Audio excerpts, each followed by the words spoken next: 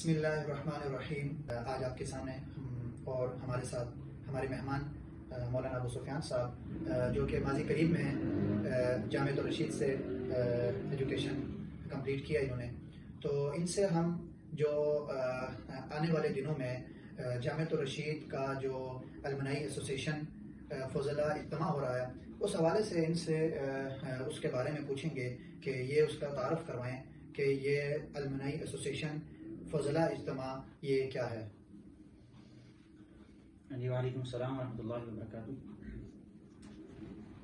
जामिअतुर रशीद का जो JTR alumni association है, ये शोबा ताल्लुकात आम्मा एक तरह से कहलाता है। इसमें यह है कि जैसे इसके नाम ही से वाज़ेह है कि जामिअतुर रशीद अपने जो ग्रेजुएट्स हैं, जो पास आउट्स हैं, जो चले जाते हैं और मुख्तलिफ शोबा है ज़िंदगी में जाकर मसरूफ़ हो जाते हैं, हर साल जामिया की ये कोशिश होती है कि वो एक इज्तिमा मुनाक़िद करे 3 दिन का, और जिसमें ये जो तलबा यहाँ से अपनी तालीम मुकम्मल करके जा चुके हैं, ये मादरे इल्मी से इनका एक रबत कायम रहे। और अलमनाई एसोसिएशन जो है ये उनके साथ राब्ते करती है और अमूमन राब्ते में रहते भी हैं ये हजरात। जी बिल्कुल।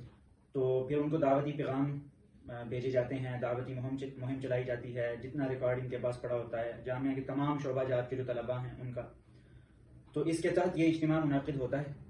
और ये एक तरतीब है जो जामिअतुर रशीद की पिछले तकरीबन 2 दिहाइयों से या 1.5 दिहाई से ये चलती आ रही है। माशाअल्लाह। और इसके काफ़ी सारे फ़वाइद, समरात और नताइज भी हासिल हुए हैं जामिया को। असल में ये तारुफ है इसका बुनियादी।